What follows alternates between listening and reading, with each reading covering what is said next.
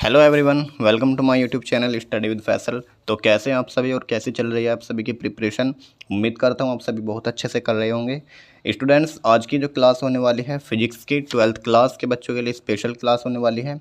इसमें हम आज बहुत ही इंपॉर्टेंट टॉपिक के बारे में पढ़ेंगे जो आपके 5 नंबर का पूछा जाता है बोर्ड एग्जाम में।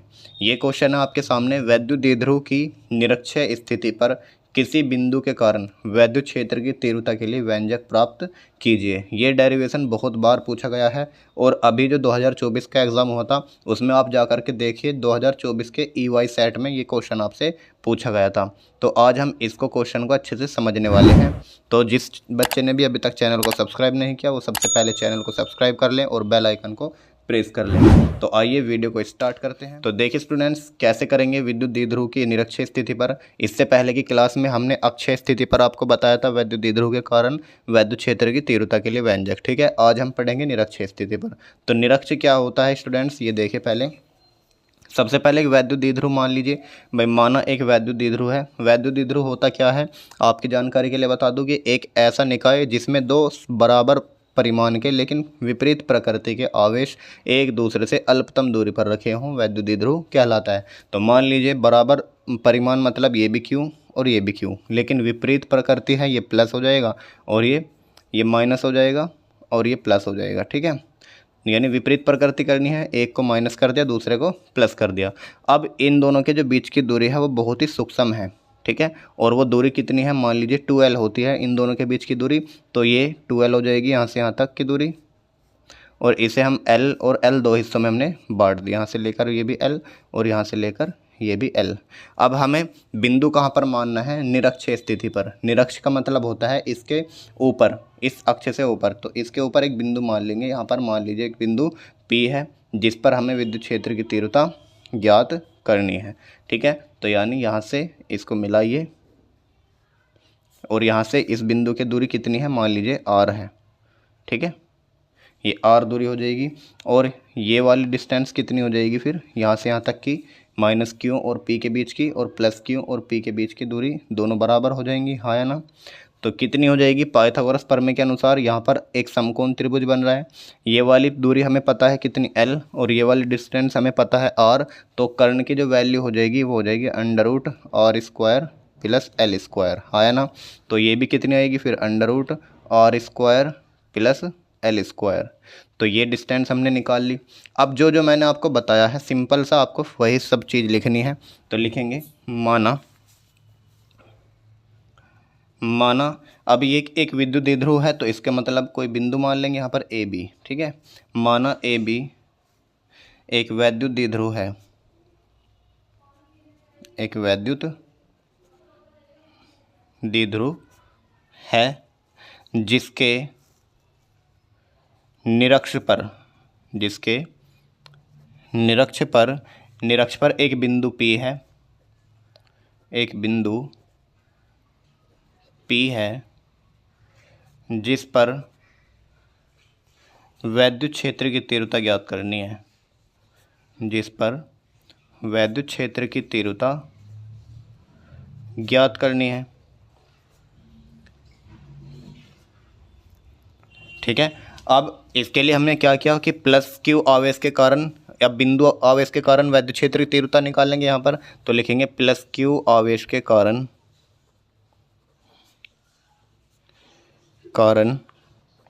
बिंदु P पर वैद्युत क्षेत्र की तीव्रता।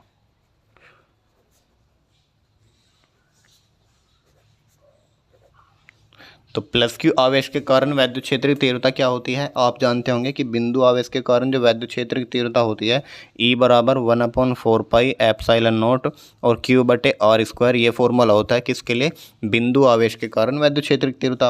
अब प्लस आवेश के कारण कितनी हो जाएगी, मान लीजिए E1 बराबर 1/4πε0 और Q की जगह तो Q ही रहेगा और प्लस माइनस नहीं लगाते इसमें क्योंकि एक सदिश राशि है।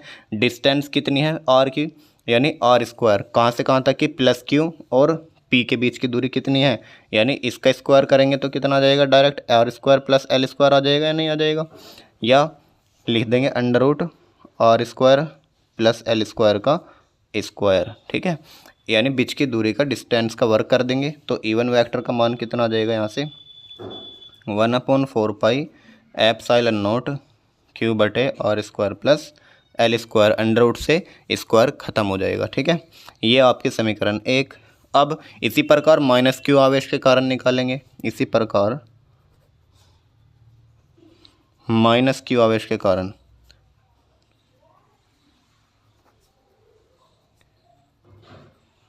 तो -Q आवेश के कारण E2 हो जाएगी और E2 कितनी आएगी 1/4 एप्सिलॉन नॉट Q बटे सेम डिस्टेंस है दोनों की तो सेम ही आएगी ये भी R square plus L square.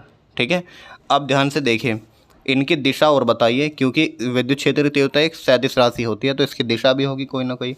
अब ये प्लस Q है और यहाँ पर एक धन परीक्षण आवेश ये भी प्लस Q है, तो विद्युत क्षेत्र की तीव्रता की दिशा वह दिशा होती है जो धनात्मक आवेश पर लगने वाले बल की दिशा होती है। तो यहाँ पर एक धन परीक्षण आवेश माना है पॉजिटिव, ये भी पॉजिटिव, तो इस पर किधर की ओर बल लगेगा। आप कहोगे सर ये तो रिपल करेंगे यानी प्रतिकर्षित करेंगे एक दूसरे को, तो ये एक दूसरे से दूर जाएंगे यानी ये इधर की ओर जाएगा। ठीक है, ये E1 की दिशा हो जाएगी। अच्छा, अब ये वाला देखिए इस -Q आवेश के कारण ये जो प्लस आवेश है ये किधर की ओर जाएगा, अंदर की ओर जाएगा, इसमें अट्रैक्शन फोर्स लगेगा तो यानी ये अंदर की ओर आ जाएगा। ठीक है, तो इन दोनों के बीच जो एंगल बन रहा है वो कितना बन रहा है थीटा मान लीजिए, वो कितना एंगल बन रहा है थीटा। तो यहाँ पर जो इसकी E1 की दिशा लिखेंगे किधर से किधर की ओर जा रही है E1 की दिशा, ये E1 इसके लिए था +Q के लिए तो यानी B से P की ओर जा रही है, तो इधर लिखेंगे B से P की ओर ऐसे। अब इधर जो दिशा आएगी दिशा हो जाएगी इसकी, और यहाँ पर जो दिशा आएगी वो किधर से किधर की ओर है कि P से A की ओर, तो P से A की ओर। ठीक है, अब लिखेंगे इस बिंदु P पर परिणामी विद्युत क्षेत्र की तीव्रता, तो लिखेंगे अतः बिंदु P पर परिणामी विद्युत क्षेत्र की तीव्रता। तो परिणामी विद्युत क्षेत्र की तीव्रता का मतलब E बराबर जो दोनों का योग आएगा E1 प्लस E2। अब दोनों सदिश अगर सेम डायरेक्शन में होते तो जुड़ जाते और विपरीत डायरेक्शन में होते तो घट जाते, लेकिन अगर दो सदिशों के बीच कोई एंगल बन रहा हो तो मैंने आपको कल भी बताया था कि इसका फॉर्मूला क्या होता है कि R यानी नेट जो होती है उनकी रिजल्टेंट की पहले का वेक्टर और पहले का स्क्वायर प्लस दूसरे का स्क्वायर और प्लस 2AB cos थीटा। ये फॉर्मूला बताया था कि अगर A वेक्टर इधर की ओर जा रहा हो और B वेक्टर इधर की ओर जा रहा हो यानी दोनों के बीच कुछ एंगल बन रहा हो, तब हम क्या फॉर्मूला लगाएंगे इनके रिजल्टेंट के लिए। ये तो इनका रिजल्टेंट E है तो E बराबर कितना आ जाएगा अंडर रूट के अंदर E1 का स्क्वायर प्लस E2 का स्क्वायर और प्लस 2AB का मतलब हो जाएगा E1 E2 और cos थीटा। ठीक है, है ना। अब लिखेंगे यहाँ पर E1 का स्क्वायर का मतलब E1 ही आ जाएगा। अब देखिए E1 और E2 दोनों सेम ही तो हैं भाई, E1 भी और E2 का मान जो भी है सेम ही है, तो लिखेंगे साइड में चूँकि E1 बराबर है E2 के तो दोनों एक ही लिख देंगे यहाँ पर, तो ये भी E1 स्क्वायर और ये भी E1 स्क्वायर और प्लस ये E1 और ये भी E1 हो जाएगा तो 2E1 स्क्वायर हो जाएगा ये, और ये cos थीटा हो जाएगा। तो E वेक्टर बराबर ये आ गया आपका। अब इसके बाद इन दोनों को तो जोड़ देंगे E1 प्लस E2, E1 का स्क्वायर और E1 का स्क्वायर कितना हो जाएगा 2E1 का स्क्वायर। तो नेक्स्ट पेज पे लिखेंगे, यहाँ तक नोट कीजिए पहले। तो वेक्टर E बराबर अंडर रूट के अंदर 2E1 का स्क्वायर और प्लस 2E1 का स्क्वायर cos थीटा, है ना।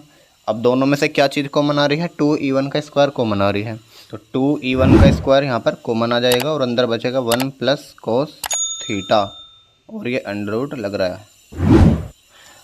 स्टूडेंट्स देखिए यहाँ पर एक चीज़ थोड़ा नोटिस करने वाली बात है।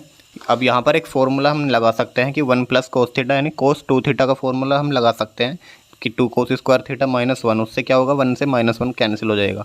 लेकिन यहाँ पर कब लगाते हैं वो फार्मूला जब 2 थीटा होता, तो हम इसीलिए यहाँ पर प्रॉब्लम से बचने के लिए यहाँ पर शुरुआत में इस एंगल को 2 थीटा मान लेंगे। कितना मान लेंगे 2 थीटा मान लेंगे। तो शुरुआत वाले एंगल को हमने जब 2 थीटा मान लिया तो यहाँ पर भी कितना आ जाएगा cos 2 थीटा आ जाएगा नीचे, और नीचे भी कितना आ जाएगा कोस 2 थीटा। अब यहाँ पर भी क्या आ जाएगा कोस 2 थीटा, और यहाँ पर भी कोस 2 थीटा। अब आप यहाँ पर फॉर्मूला लगा सकते हैं, कोस 2 थीटा बराबर कितना होता है कि 2 कोस स्क्वायर थीटा माइनस 1। तो यहाँ पर E1 वेक्टर का मान आ जाएगा अंडर रूट के अंदर 2 E1 का स्क्वायर और 1 प्लस कोस 2 थीटा का मान कितना आ जाएगा 2 कोस स्क्वायर थीटा माइनस 1, और माइनस 1 से गया 1 तो कितना आ जाएगा 2 इंटू 2 4, और E1 का स्क्वायर और कोस का स्क्वायर थीटा। अब अंडर रूट के बाहर 4 आएगा तो 2 बचेगा, और ये स्क्वायर से अंडर रूट खत्म तो E1 बचा, और स्क्वायर से अंडर रूट खत्म कोस थीटा बचा। यानी E वेक्टर का मान कितना आया 2E1 कोस थीटा।